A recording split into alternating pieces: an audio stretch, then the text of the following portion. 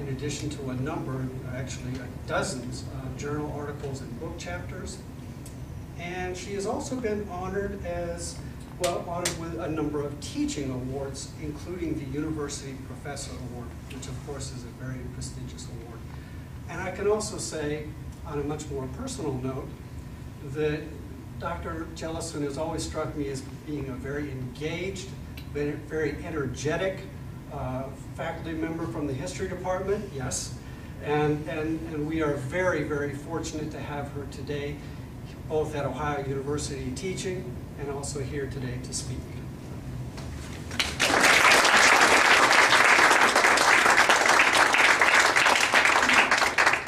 I'm glad I could duck in, especially to hear those nice words about myself. Yeah, I came late, so I'm not sure what all has happened before I got here. I was teaching, and at 4 I have to be at a faculty meeting, so it really is ducking in. But since I came straight from teaching, I realized I had some images on this memory stick that would pertain to my comments today, and also, actually, I have one that pertains to the presentation about Marian Anderson. So I think they're on this thing. Is that? Can I pull it? Yeah, just pull it out. All right.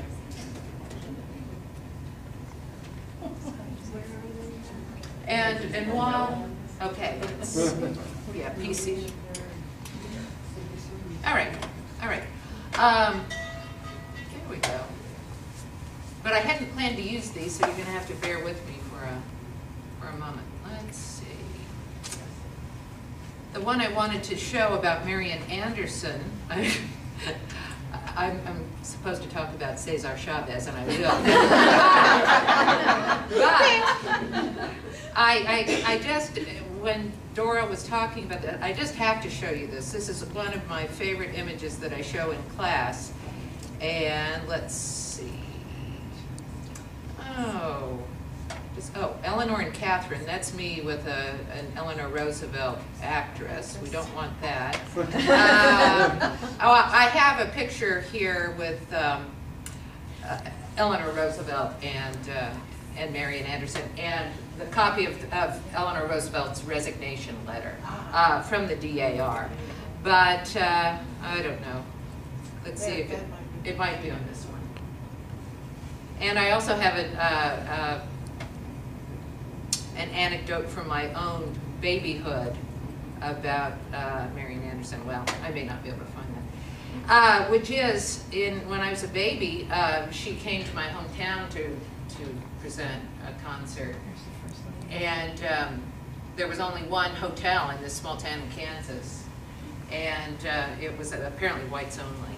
And so she stayed at my house when I was a baby, but I don't remember her. My dad was in charge of the Artisan Lectures series at the local university, and so she stayed in our house and gave her bouquet of roses to my mom. So I love that story. But, all right.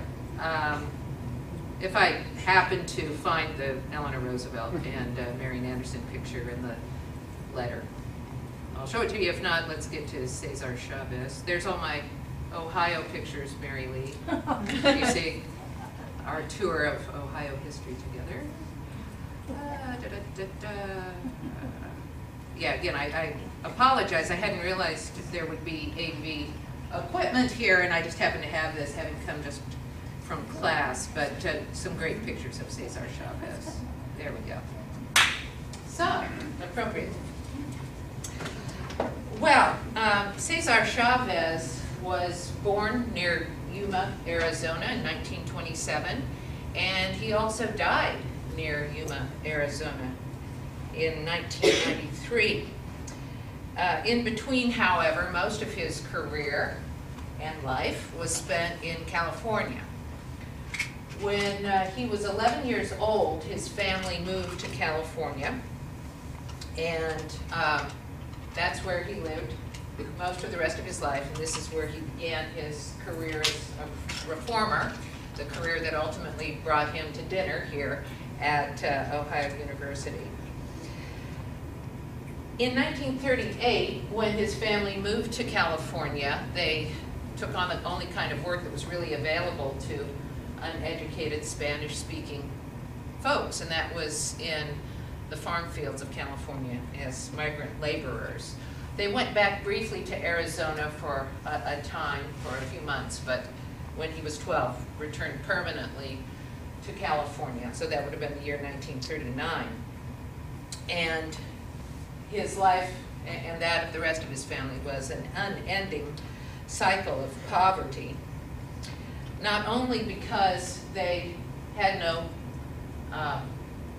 formal education or marketable skills beyond being field laborers, but of course this was at a time in the history of California when there was the same kind of blatant discrimination against Mexican Americans that we saw in the life of African Americans in the Marian Anderson story in the Deep South. And this is something that my students are always amazed by, that they like to think of the Jim Crow rules as only applying to the South. And I said, well, we can't let the North off the hook.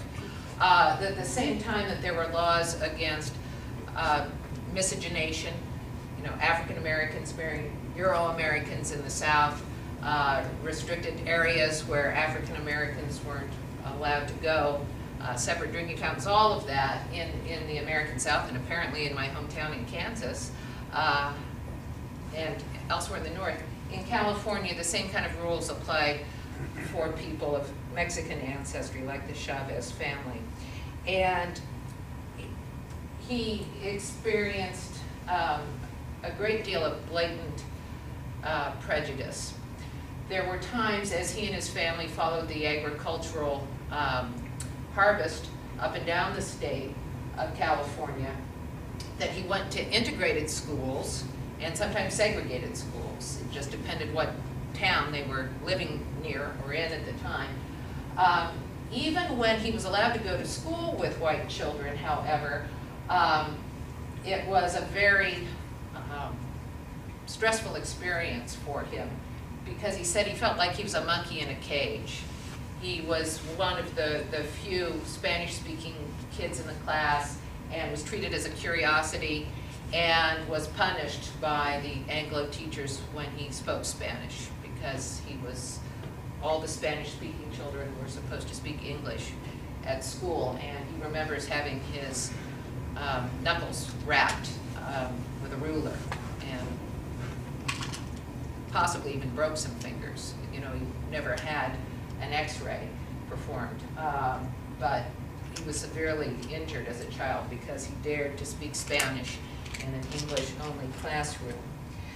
For these reasons, he hated school, and in his boyhood, he ended up going to, he and his brother Richard, who was the one closest to his age, ended up going to 37 different schools, of course, as they moved around in this family of agricultural laborers, but also there were times that he couldn't go to school, and his parents couldn't make him go to school, and so he would be asked to leave that school because he hadn't been there enough days out of the school year, and so he'd go to another school.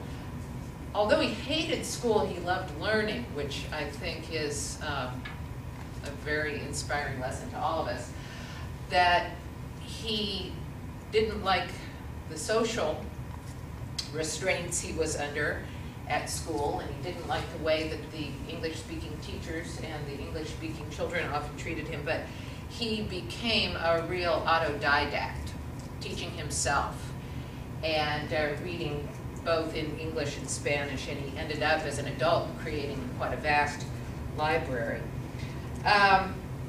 Because he had spent so little time in school, going to 37 different schools, but not a significant amount of time in any one of them, he only left school with an eighth grade education and didn't have good preparation to go to high school, so he never went to high school.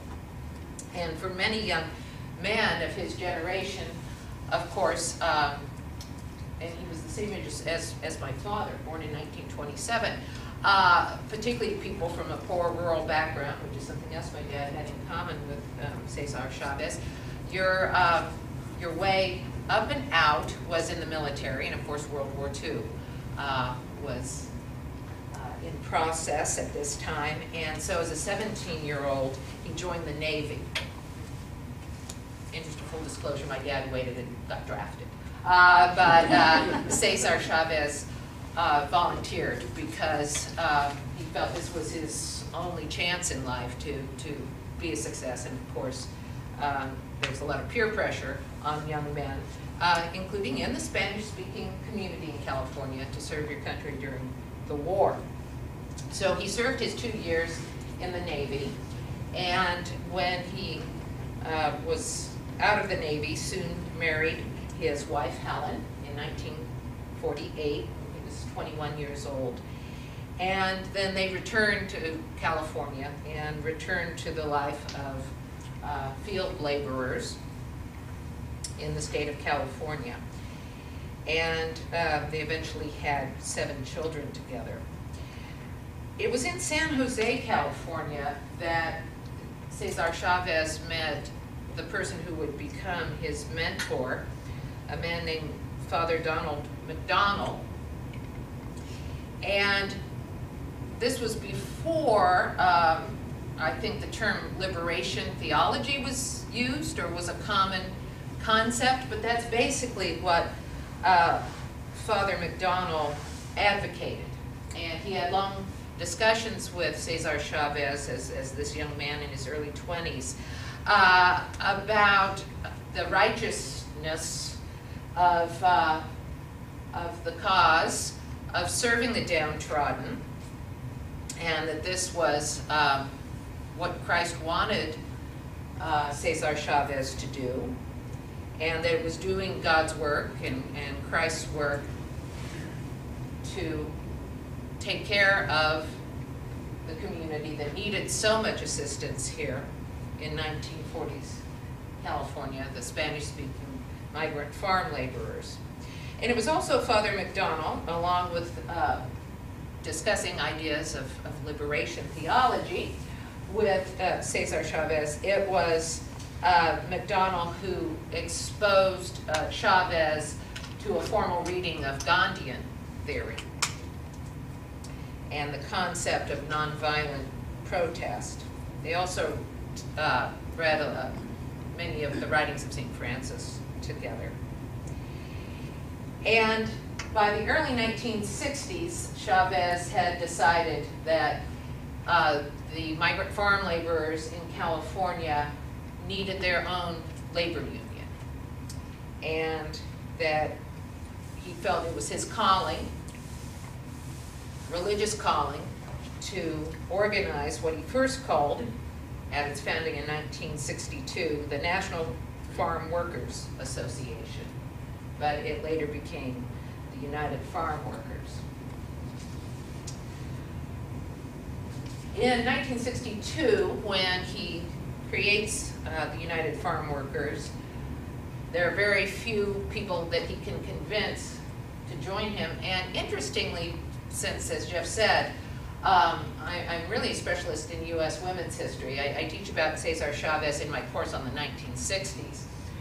But I first probably learned a significant amount about Chavez in studying the women that he first recruited into the United Farm Workers. And he really relied a lot on woman power, and had several female colleagues who went out and really talked to the families in their homes and said, this is good. You know, this is a good thing to do. This is something that will protect your family. You can educate and feed your children better if you can get a good living wage and decent housing and decent working conditions. It's not a selfish thing. You know, the focus on the family and the focus on La Raza, the people, the race, the Mexican Americans. It is not a selfish act to join a labor union. It's not a selfish act to go on strike. And so Cesar Chavez really worked closely with women to get the message out to other women and men that this is going to be a family-centered movement. And you see here in one of his famous marches, there are people of all ages. And he really worked hard for this to be a multi-generational male and female movement. So as support for the United Farm Workers builds among members of the Mexican American community in California, some of the most effective strategies included urging consumer boycotts of products, agricultural products, that were obtained obtained by workers who were not unionized. And some of you in this room, I'm sure, remember the table grape boycotts of the 1960s and the early 1970s. This was one of the most effective consumer boycotts in the history of American labor history. The United Farm Workers publicized, you know, we have to work beyond La Raza. We have to get the Anglo grocery shoppers not to buy certain products unless they have been picked by unionized laborers. So the table grape boycott was a very successful campaign that had many followers across the United States. So by 1970, the United Farm Workers were able to get grape growers in California to recognize the United Farm Workers as a labor union, and to negotiate and sign contracts with United Farm Workers, because grape growers are losing business if people aren't buying grapes unless union workers have picked them. The grape growers were in financial distress out in the state of California. So in 1970, we have the success of this grape boycott, and that's when a lot of people outside of California really came to know who Cesar Chavez and the United Farm Workers were. By 1970, 50,000 dues-paying members of the United Farm Workers. Something else that he was well known for were these mass marches, as you see here in the photograph on the left. Again, multi-generational participation. This was on his famous Delano, California, to Sacramento, California march in 1966. This was a 340-mile march. And his brother, one of his brothers, designed the United Farm Workers flag. It has an eagle on it, and it's done in sort of an Aztec stylized, an Aztec influenced stylized eagle image here, because actually, first of all, you know, we need something that will fit nicely on a flag. So artistically, you know, it is an image that looks nice on the flag, but also the Chavez that said this honors our Aztec ancestors as well, to have this kind of stylized eagle in an Aztec art style. And this long march from Delano to Sacramento was well publicized by the press, especially the press in California. And the pictures such as the one here on the left were seen throughout the major newspapers in California to just get the press to recognize that there are families out there who are barely surviving because they can't make a living wage as agricultural laborers, and the fact that elderly people and children and women, including pregnant women, are willing to make this trek with Chavez, made an impressive sight. The other way that he gained a lot of publicity for his cause was by going on hunger strikes, and this is during hunger strike in 1968 when Bobby Kennedy was running for president. And Bobby Kennedy really sought the support of the Latino community throughout the U.S., but was very popular among the Mexican-American farm laborers in California. And Chavez went on these hunger strikes again to draw attention to the situation that folks were living under to get publicity, attempt to get publicity throughout the state of California and hopefully elsewhere in the U.S. as well. This particular hunger strike in 1968 was a 25-day fast. All he would consume was water. In 1972, he went on a hunger strike for 24 days. And his last major hunger strike, 1988, was 36 days. And it garnered a great deal of publicity for his cause, but also showed, because of this liberation theology, I'm willing to be a martyr for the cause. If I would, unfortunately, pass away as a result of this hunger strike, that shows my dedication to the cause, and it shows the farm landowners of California that what I'm willing to sacrifice and what my people are willing to sacrifice for justice.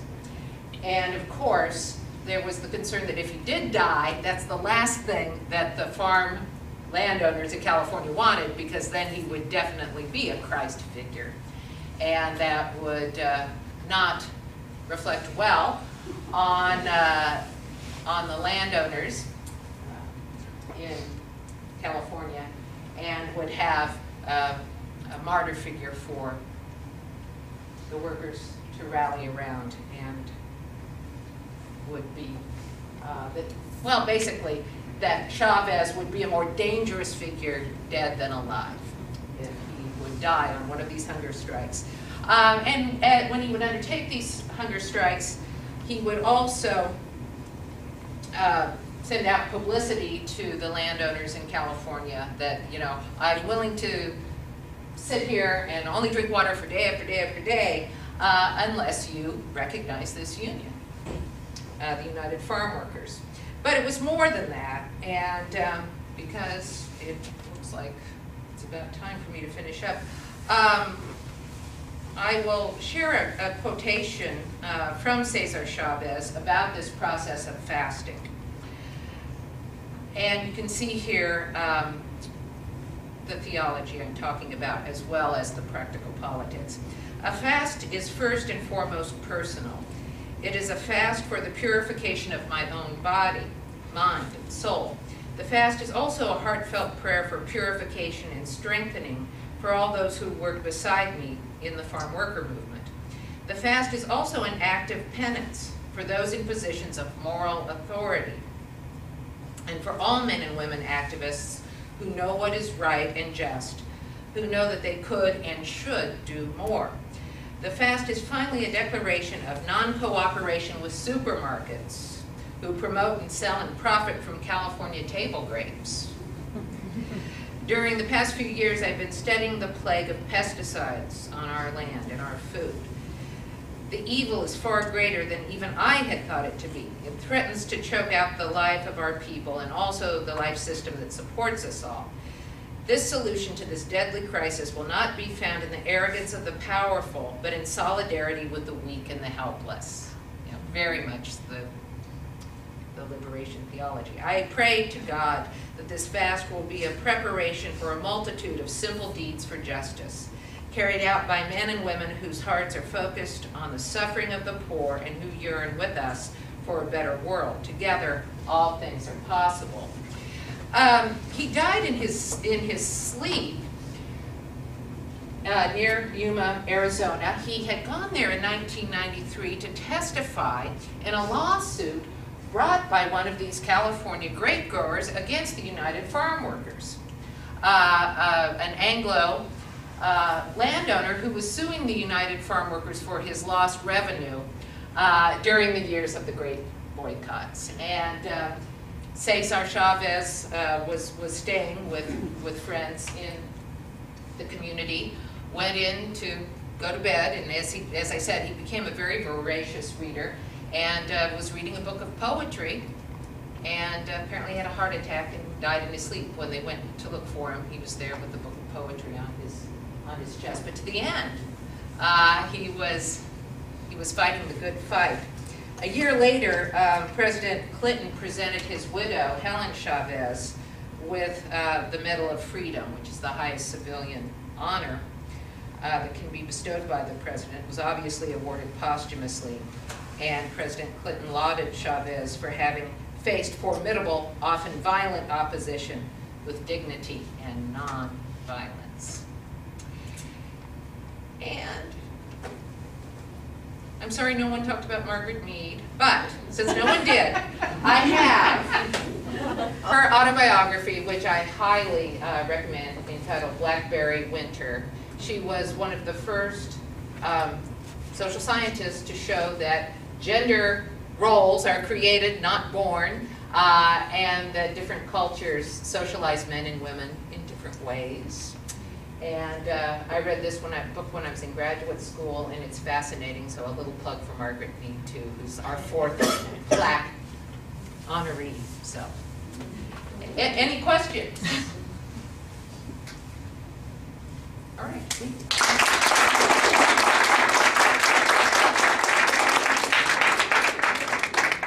Yeah, I will. Yeah. And I have a gift for you. Thank you. Thank you. And I have one for Lorraine. So there are refreshments still in the back of the room. Please help yourself. And I guess Dr. Jellison has to leave, but if people have